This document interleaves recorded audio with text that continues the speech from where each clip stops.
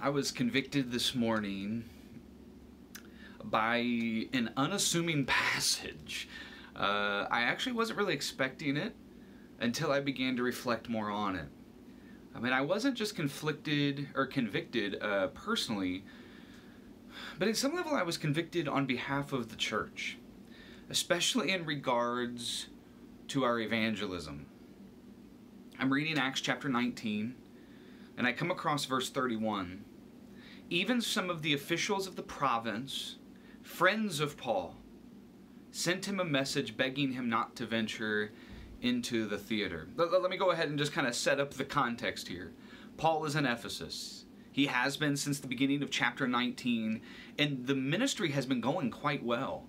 I mean, Paul has been stayed there now for quite some time, almost 2 years, and he is working really hard, tilling the ground, and he's seeing some fruit. Matter of fact, you see this in verse 19. A number who had practiced sorcery brought their scrolls together and burned them publicly.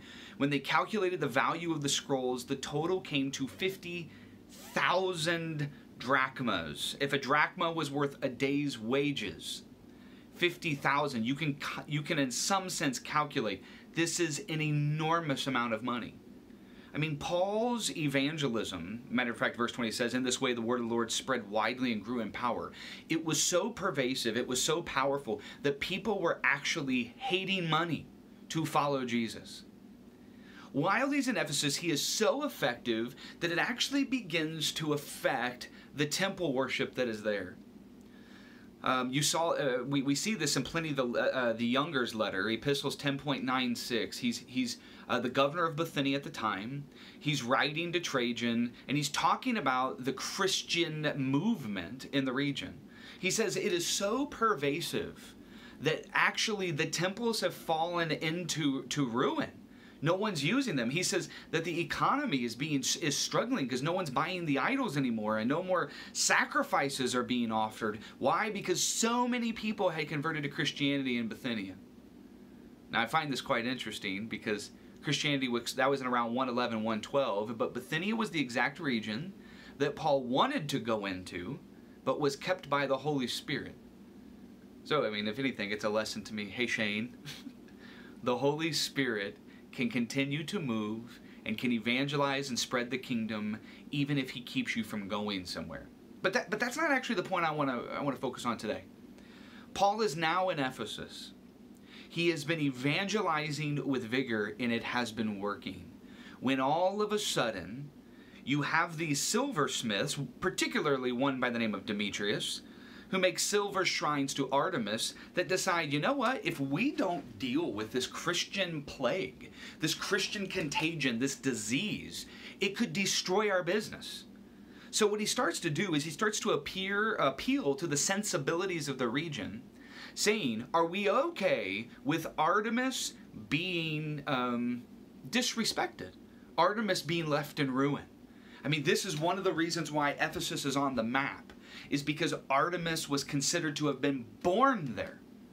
And now all of a sudden, this gospel of Jesus Christ is coming, and it is usurping Artemis's reign on the region. And he gets the crowd into such a fury that in verse 28 it says, they all rushed their way into the amphitheater, and they start shouting, chanting, "Great is Artemis of the Ephesians!" It says soon the whole city was in an uproar. Absolute unrest. The people seized Gaius and Aristarchus, Paul's traveling companions from Macedonia, and all of them rushed into the theater together. I mean, this is dangerous. This is life-threatening. This would be a frightening situation. But Paul, verse 30, he wanted to appear before the crowd. Paul's like, I don't care if this will end in my destruction. I don't care if they tear me limb from limb. If you're going to get 25,000 people to pack into a theater, even if they're hostile, I call that good grounds for preaching. So Paul wants to appear before the crowd, but the disciples wouldn't let him in. They're going, Paul, no, please, we know you're willing to die for Christ, but this isn't the way that it has to go down. But then comes verse 31. Even some of the officials of the province, friends of Paul, sent him a message begging him not to venture into the theater. The word there for the officials of the province would have been Asiarchs. These officials would have been not just political agents, they would have been religious ones. As a matter of fact, some of the scholars believe that this would have been in reference to some of the officials that were over the emperor cult in Ephesus. The cult that would have been, that would have had the responsibility of honoring and worshiping and revering the past emperors that had died. They would have been, in some way, shape, or form, whether it's emperor cult or some sort of other deity, maybe Artemis herself, they would have been responsible for conducting rituals, conducting festivals. Maybe that's even why they are there, the month-long festivals in honor of Artemis, in honor of the emperor. Their job, though, was centered on pagan worship. And yet, they are begging Paul not to go in. Why? Because they are friends of Paul. Here's the question I ask myself. Shane, if a group of Muslims grabbed a hold of me in Joplin, now I would never envision this happening, but I'm just asking myself the question, and they would begin to falsely accuse me, even create a situation where it could end in my suffering or my death, would imams come to my defense? Would the leaders of the very people that are trying to hurt me come to my defense because they considered me friends, which in some sense challenges my evangelism tactics? It seems like me personally, but especially in our churches, we oftentimes envision evangelism as this war against, as this battle against, as this posture of, I must convince you that you are wrong so that we can actually have a relationship. But Paul somehow, it's not like Paul backed away from preaching the truth. It's not like Paul was afraid of being bold with the gospel.